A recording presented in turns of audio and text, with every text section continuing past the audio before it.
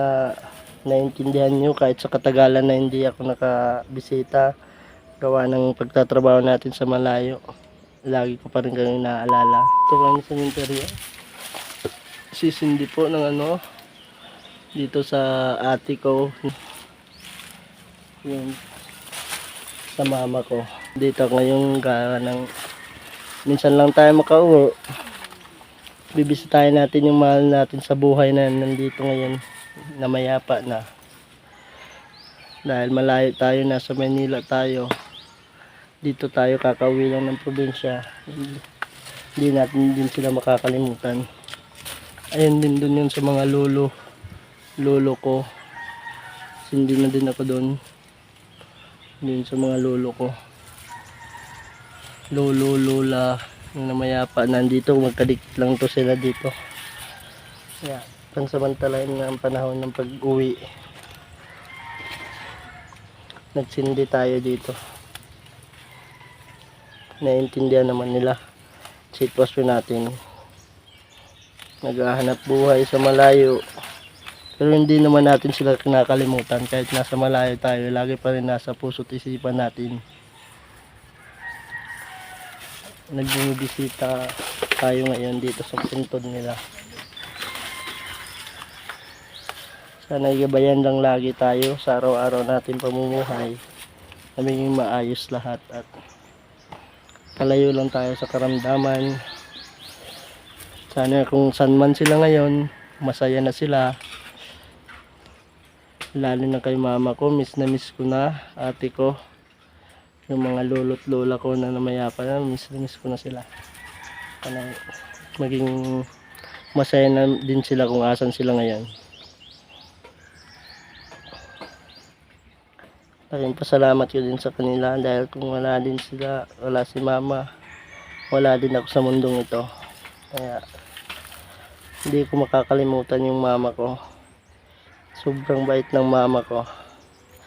Siya lang talaga yung naano ko pag may mga problema, walang kay mama. Kami lang magkakatuwang yan sa lahat ng ginagawa. Sayang nga lang hindi pa siya pinatagal at kinuha na din siya. May plano ng Panginoon para sa kanya. Ayaw ng Panginoon na maghirap pa siya dito sa mundong ibabaw. Kaya, sana naging masaya kung asan man ngayon mama ko, kapatid ko, mga lolo't lola ko. Sana mga maayos ang lahat. Nasa maayos lang. Dahil hindi natin alam ang buhay natin dito sa mundo. Diyos lang nakakaalam, Diyos lang magdidesisyon kung kailan tayo kukunin. Kung hanggang saan lang tayo, hanggang kailan lang. Kaya piliin natin maging mabuti at maging maayos yung pakikisama natin sa bawat isa para kahit mawala man tayo, maalala pa rin yung mga kabutihan na ginagawa natin dito sa mundo. Dahil hindi permanente tayo nandito sa mundo. May mga panahon talaga na hindi natin inaasahan darating sa atin. At ito'y hindi natin mapipigilan. Diyos na may alam ng lahat. Kaya piliin lang lagi natin maging mabuti sa kapwa. Dahil isang malaking bagay at malaking to sa buhay natin ang magpakita natin ng kabutihan sa bawat isa. Kaya kung nasan man sila ngayon, sana maging masaya din sila. Alam ko someday darating ang panahon magkakasama din tayo dahil hindi natin hawak ang buhay natin. Yun lang, sana naintindihan nyo kahit sa katagalan na hindi ako nakabisita. Gawa ng pagtatrabaho natin sa malayo. Lagi ko pa rin kayong naaalala.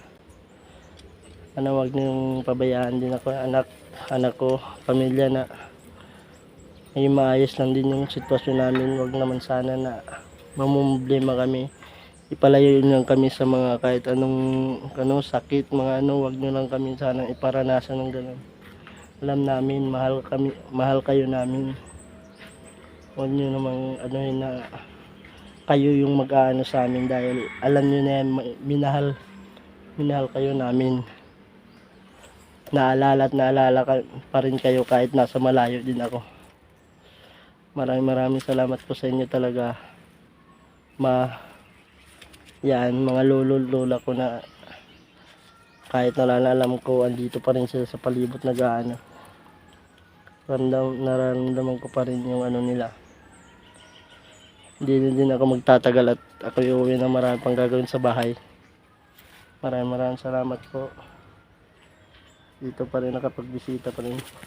Next time po, pala rin man tayo doon, makakaipon. Yun yung project ko dito, mapaglagayan kayo ng kahit simpleng bubong lang, hindi na kayo lang nauulanan. Yun sana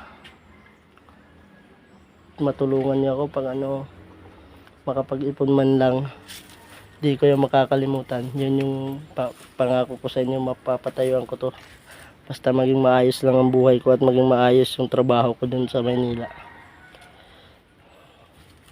Maraming salamat po.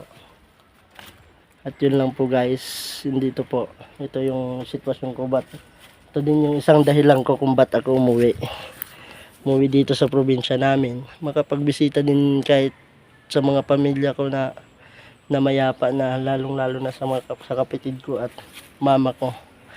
Miss ko na sila, hindi ko na sila nakita dito. Lagi tayong pag-uwi, minsan di tayo nakakaraan dito, kaya siniguro ko talaga na makakadaan ako at sindi man lang ng kandila sa harapan nila. Ayun guys, thanks for watching po. Langus John Philip nga pala. Thank you, bye bye.